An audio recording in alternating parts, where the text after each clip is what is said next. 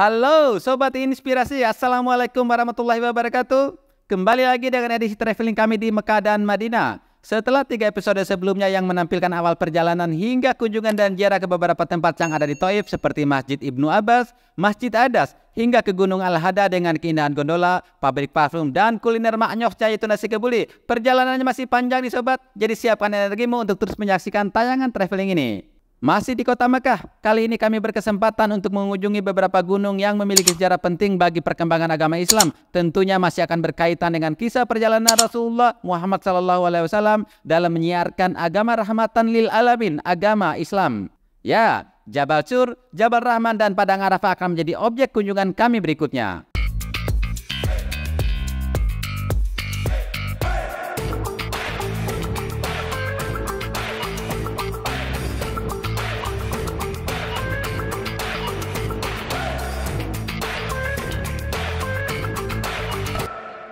Berjarak sekitar 11 km dengan waktu tempuh yang hanya 18 menit saja, perjalanan menuju Jabal Sur terasa sangat singkat. Ya emang singkat sih, cuma 18 menit. Belum habis cemilan, tahu-tahu sudah sampai aja. Setibanya di Jabal Sur, kami langsung dipandu oleh sang mutawif Babang Ganteng asal Cianjur, Ustadz Anjal Abdullah untuk bergegas menuju tempat kunjungan yang ada di kaki gunung Jabal Sur. Ya, silakan Bapak Ibu, kita turun. Ya, mau turun nggak? Ya, silakan. Ya, kita udah sampai di lokasi city tour pertama untuk hari ini, yaitu ke Jabal Sur atau Gunung Sur ya. Assalamualaikum Bu Haji. Waalaikumsalam. Ya, gimana sekarang Bu Haji? Kita ke Jabal Sur. Bagaimana nampak jelas perjalanan Rasulullah mau hijrah Ya. dari Mekah ke Basyar. Masyaallah. Datang bersama keluarga atau sendiri aja nih? Sendiri dengan Ya. sahabat-sahabat atau saudara seperjuangan dan seiman. Ya. Mudah-mudahan Kesatuan yang sadar. amin. Mudah-mudahan jadi umroh yang mabrur Mabrur bagi ya. dan Ya. amin ya Pak. Terima kasih. Dari sini kita sama-sama bisa menyaksikan kemegahan dan kekokohan gunung yang menjadi saksi sejarah perjuangan Nabi Muhammad SAW. Sobat Inspirasi, Jabal Sur adalah gunung setinggi 458 meter dari permukaan bukit atau 747 meter dari permukaan laut. Jabal Sur berada di sebelah selatan kota Mekah. Di puncak gunung Sur inilah terdapat Gua Sur yang bisa ditempuh dengan berjalan kaki menaiki jalan setapak dan membutuhkan waktu sekitar 1,5 jam untuk bisa sampai ke mulut Gua Sur. Di gua inilah Rasulullah SAW bersama Abu Bakar As-Siddiq bersembunyi selama 3 hari dari kejaran kaum kafir Quraisy ketika hijrah ke Madinah Al-Munawwaroh. Diriwayatkan bahwa Rasulullah SAW bersembunyi di dalam Gua Sur dari kejaran kaum Quraisy yang ingin membunuh beliau. Ditemani oleh sahabat Abu Bakar As-Siddiq, Rasulullah SAW bersembunyi di Gua Sur hingga 3 hari lamanya. Abu Bakar sendiri sempat cemas karena hanya sejengkal kaki dari dalam gua kaki Rasulullah bisa terlihat dari luar. Namun berkat pertolongan Allah, di mulut gua bersarang laba-laba menutupinya dengan jaring-jaring tebalnya. Sementara di sebelah mulut gua bersarang pula merpati dan bertelur di sana. Dalam buku Ensiklopedia Haji dan Umroh dengan editor Abdul Halim tercatat bahwa kisah ini terjadi pada tahun 622 Masehi. Hijrah ini dilakukan karena Rasulullah mendapatkan banyak ancaman dari kaum kafir. Masa itu adalah masa yang kelam, masa yang sangat sulit untuk menegakkan agama Allah. Bentuk Gua Sur ini seperti perahu. Dari batang gua hingga ke atasnya sangat sempit. Tingginya sekitar 1,25 meter, panjangnya sekitar 3,5 meter, dan lebarnya sekitar 3,5 meter. Ada 2 pintu masuk menuju gua ini, yaitu di sebelah timur dan juga sebelah barat. Gunung ini memiliki tingkat kemiringan sekitar 45 atau 50 derajat.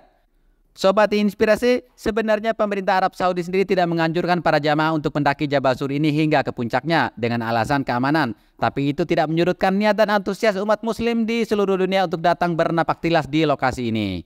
Selesai dari Gua Sur, kami kembali untuk melanjutkan perjalanan. Namun ada kejadian unik nih Sobat. Lokasi parkir bagi kendaraan yang mengantar jamaah ke Gua Sur ini dipenuhi oleh puluhan bus yang datang lebih awal. Alhasil bus kami dan beberapa bus lain yang datang belakangan tidak mendapatkan tempat parkir, sehingga sang sopir yang kebetulan berasal dari Indonesia ini memarkirkan kendaraannya di pinggir jalan utama. Ternyata itu melanggar aturan dan bus kami pun ditilang oleh petugas. Saya yang mendokumentasikannya pun dilarang olehnya dengan tegas. Namun tilang di sini sama sekali tidak ada interaksi antara petugas dengan sopir ataupun pendamping supir. Sang petugas cukup memotret dan mengisi data bus dalam aplikasi di handphonenya. Lalu berikutnya sopir dan travel pemilik bus akan dipanggil oleh bagian terkait untuk mendisiplinkan sopirnya. Praktis dan tidak ada kesempatan untuk bernegosiasi ataupun memungut semacam pungutan liar. Pungutan liar, rumput liar kali ah. Tapi kita berharap tentunya terselesaikan dengan baik sesuai syarat dan ketentuan yang berlaku di negeri Arab. Apa tadi? Tilang. Oh, tilang karena parkir di sini. Oh. Tapi nggak dimintain gitu? Online kan. Oke. Terus nanti sanksinya apa dong berarti? Jadi masuk ke ini, masuk tilang kan. Sopirnya atau mobilnya nanti yang diituin? Masukinnya ke sopir. Nah ini didaftar sama identitas kita. Jadi dari nomor mobil tadi ya. Bapak dari mana, Bos? Lombok. Lombok. Dari NTB juga tapi bukan Lombok, di Bima. Lombok mananya? Lombok Tengah. Oh, Lombok Tengah. Masya Allah. Udah berapa tahun di sini? Baru ini. Baru berapa tahun? Berapa bulan? 7 bulan. Oh, baru 7 bulan. Datang ini untuk khusus untuk ini bekerja di sini. TKI gitu berarti. Iya. Sampai berapa lama kontraknya? Biasa 2 tahun. Oh, 2 tahun. Digaji berapa? Cuma 16. 16 apa? 1.600. 1.600 real sebulan. Dalam bentuk real gitu ya. Rencana pulang lagi setelah kontrak habis berarti ini. Ya insya Allah kita lihat ke depannya gimana. Masalah, mudah-mudahan lancar rezekinya ya. Ayo kita semua. Ya udah siap.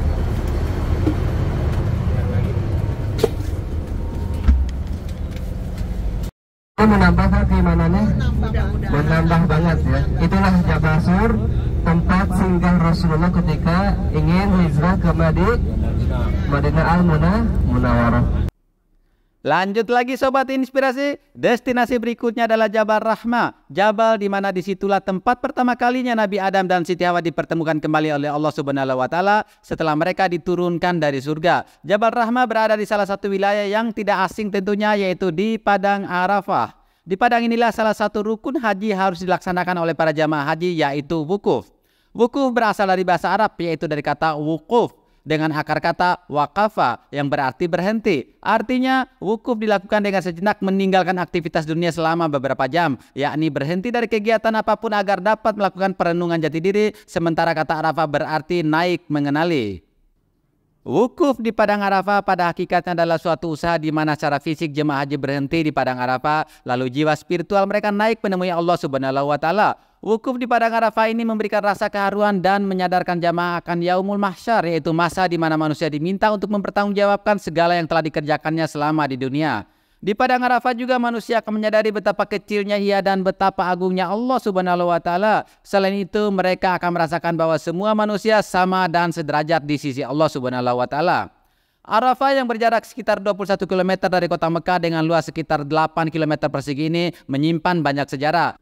Setelah beberapa lama saling mencari, Adam dan Siti Hawa kemudian dipertemukan di Padang Arafah. Sejak saat itulah keduanya tidak pernah berpisah lagi kecuali dipisahkan oleh maut. Kisah ini pun menjadi keajaiban di Padang Arafah karena merupakan bagian yang paling penting dalam sejarah pertemuan manusia pertama dengan pasangannya.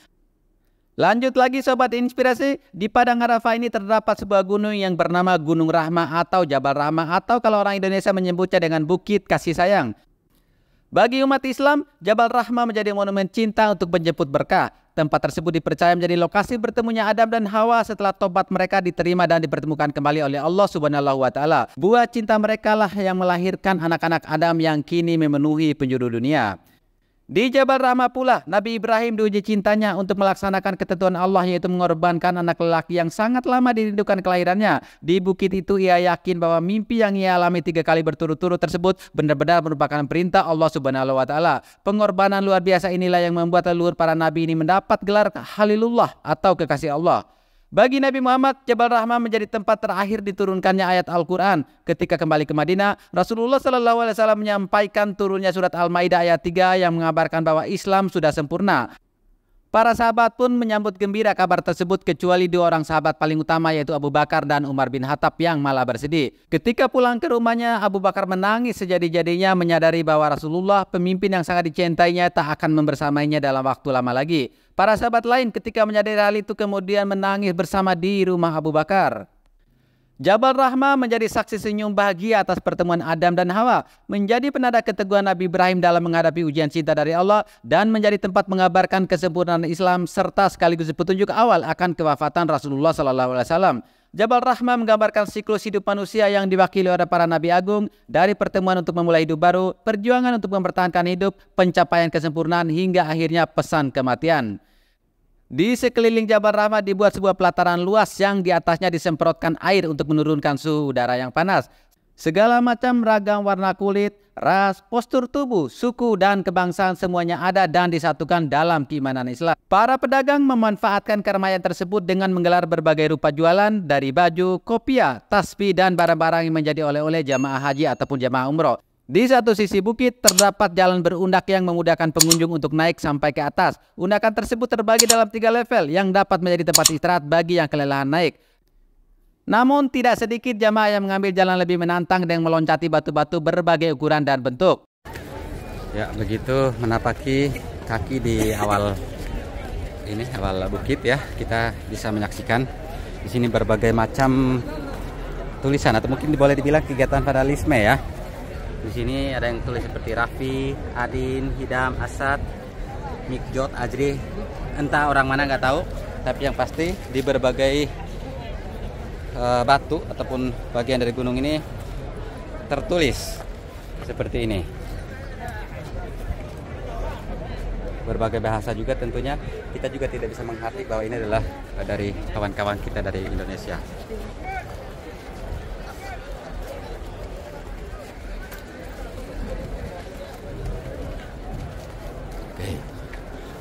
Kita coba menaiki dari sini. Sorry.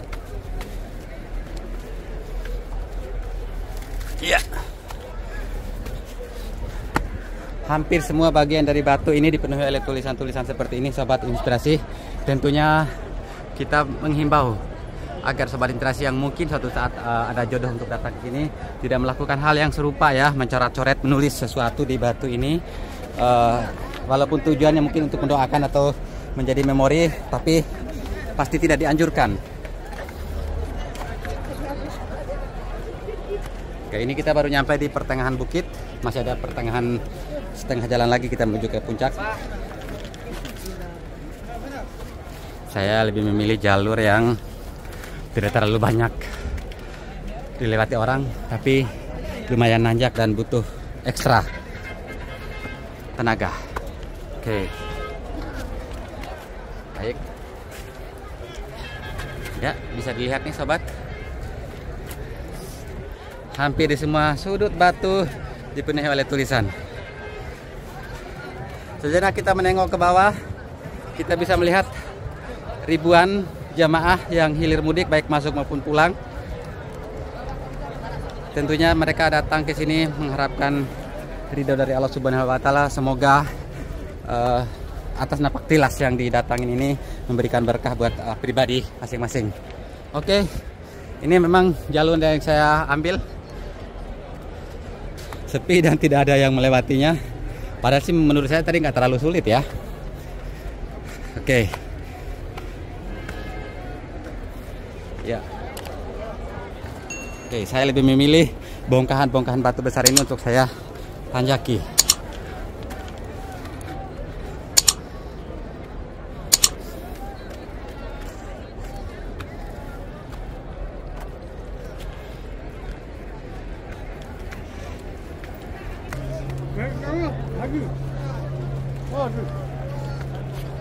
Oke.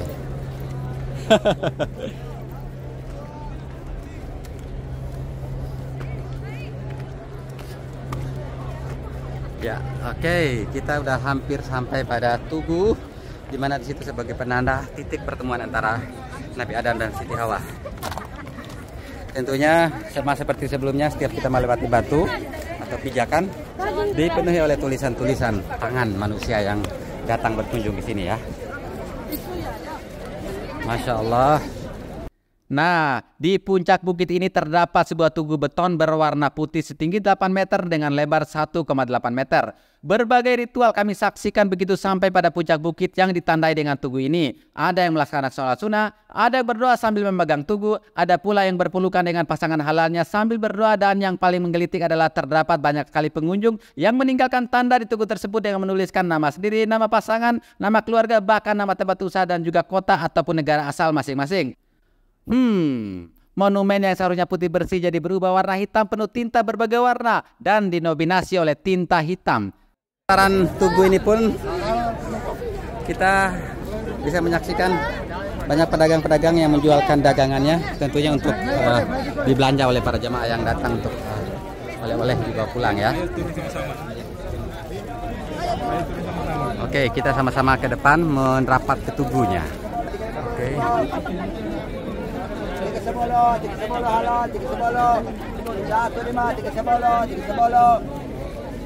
Ya, persis di batang tubuhnya sendiri seperti ini kita lihat banyak sekali coretan-coretan dan benar-benar terlihat jadi menghitam karena ditimpa berbagai tulisan oleh tangan-tangan yang datang ya. Oke. Nanti kita akan sama-sama cari tahu apakah kegiatan ini diperbolehkan apa enggak. Tapi yang pasti kalau lihat secara estetika ini mungkin tidak bagus, tidak rapi. Oke, kita lihat dari sisi sebelah.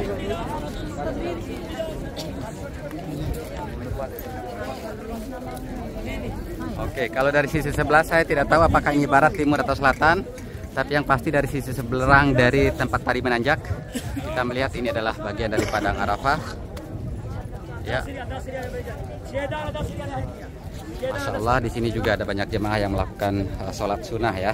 Sholat sunnah di atas bukit Jabal Rahmah. Oke.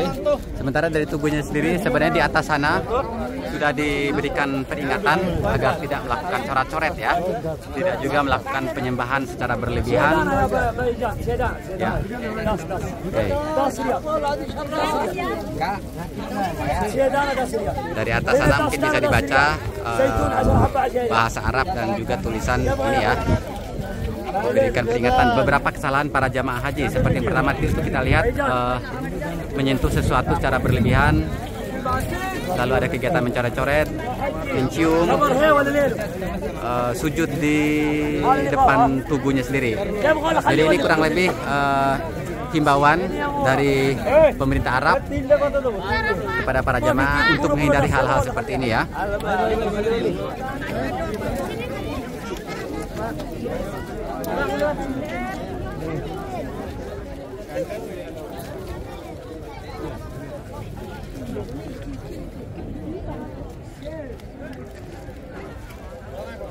Ya, dari sisi sebelah sini juga bisa kita lihat pemandangan seperti ini.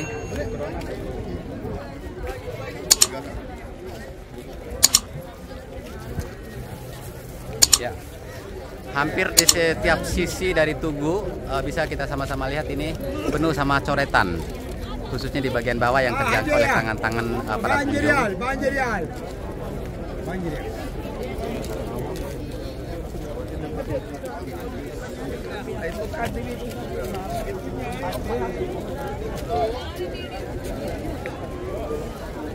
Iya. Tapi agar gak penasaran, saya ingin merapat atau mendekat ke tugu ya, biar kita lihat seperti apa.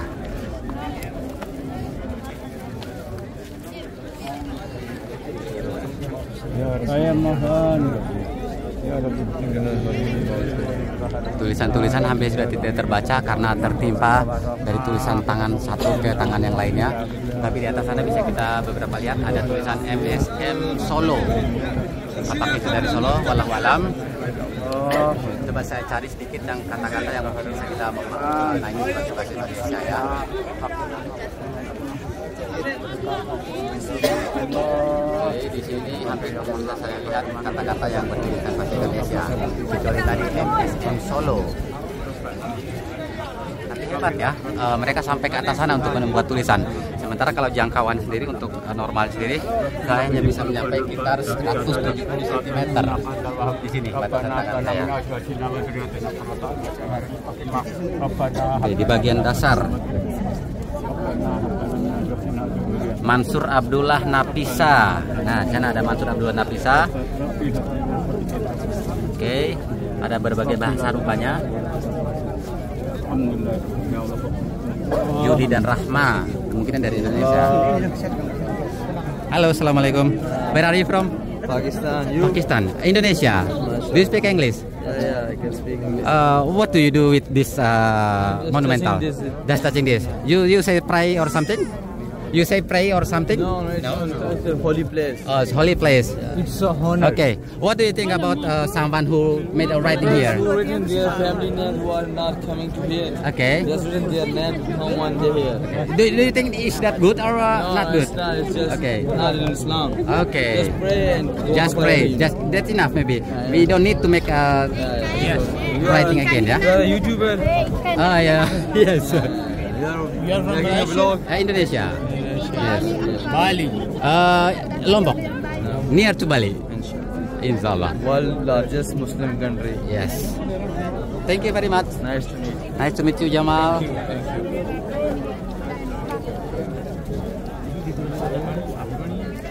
Ya, tadi ada jamaah dari Pakistan yang saya interview. Mereka pun sepertinya pendapat dengan saya, tidak menganjurkan untuk dilakukan coret-coret seperti ini ya. Datang sini hanya untuk berdoa dan menyampaikan salawat mungkin untuk Nabi Adam alaihissalam. Oke, di atas sana kita bisa lihat nih, sedikit saya sorot. Love Papa and Mom. Mungkin ini untuk menunjukkan kecintaannya terhadap orang tuanya ya.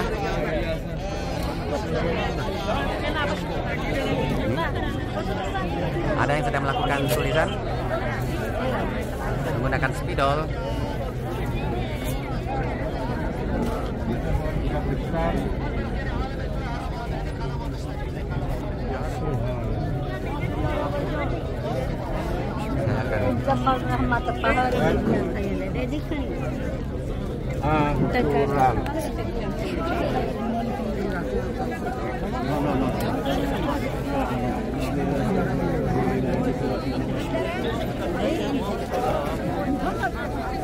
Dari sisi sini terlihat banyak sekali antusiasme dari jamaah yang memegang dan menghaturkan atau menyampaikan sesuatu ya.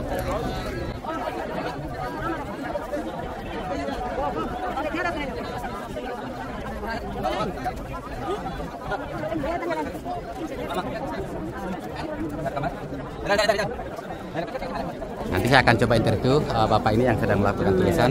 Mudah-mudahan beliau berkenan ya untuk berbagi cerita apa yang dia tulis dan apa yang mungkin yang disampaikan pesannya begitu.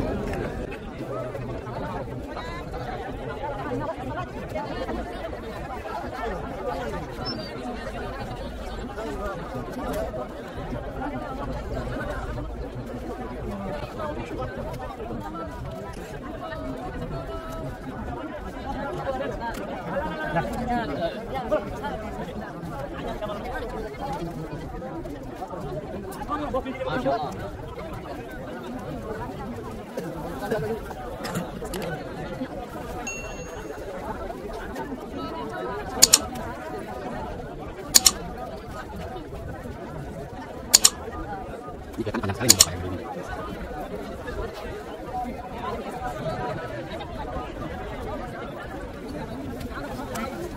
Kakak dari Indonesia.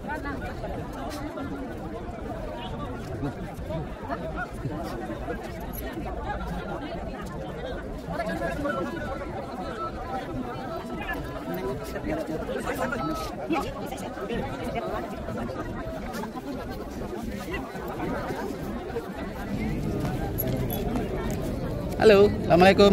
Waalaikumsalam. Where are you from? Iraq. Iraq. Saddam Hussein. Naam. Saddam? Saddam? Yeah, Iraq. Iraq. May I know what did you write there in the monument? اسم. Pray something else like that? ما أعرف والله. The name of your friend or the name of your family? You write it? كردستان. Something message like something لا يجوز بس آخر كروسي. Masya Allah. لا يجوز. Okay, thank you. أهلا Terima kasih. Ahlan. أنتوا وين فروم؟ Indonesia. أنا أهلا. Thank you. لا يجوز وهموت وكل بدعة ضلالة وكل ضلالة في النار. من أحدث في أمرنا هذا ما ليس منه فهو رد قال رسول الله صلى الله عليه وسلم. لا يجوز. ربي يحفظنا. Saya masih penasaran dengan berbagai tulisan ini. Oke, di sini kita bisa salah satu bacakan itu ada Devi Mangka Indah Ramadhani. Kalau dari namanya sih kemungkinan dari Indonesia. Di situ ada Julfikri Pratama, ada Mat Sapi, ada juga Yuda dan Ani, Vero dan Feti, ada Dani. Oke.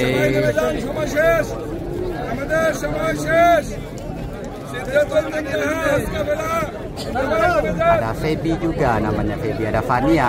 Haji rasa. Haji. Oke, cukup rasanya. Kita harus kembali lagi ke bis karena sudah ditunggu sama rombongan.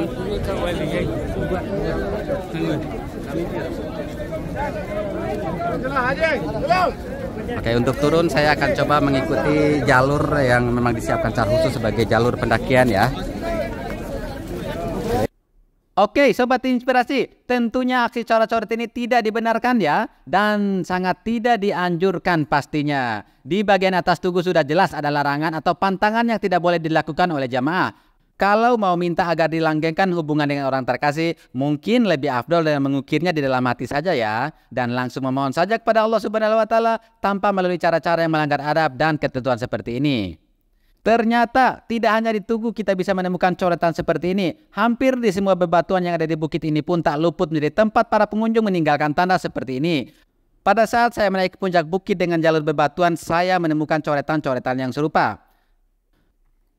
Baiklah Sobat Inspirasi, durasi sudah cukup panjang lagi aja nih. Kita akhiri dulu deh episode keempatnya ya. Nantikan perjalanan kami berikutnya yaitu ke Gunung Nur atau Jabal Nur, di mana di sana terdapat Gua Hira, tempat di mana Nabi Muhammad SAW menerima wahyu dari Allah untuk pertama kalinya. Bagaimana napak tilas kami di sana? Saksikan pada episode berikutnya ya Sobat.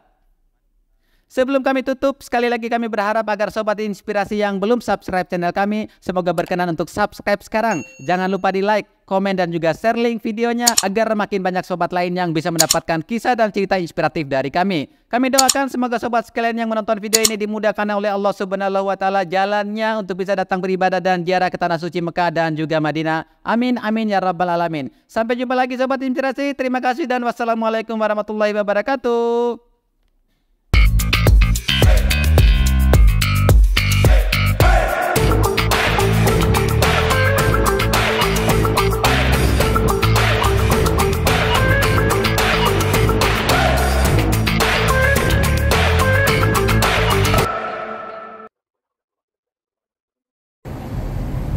Bos, biasa melayani tamu dari Indonesia saja kah atau ada tamu dari luar daerah, luar negeri? Dunia.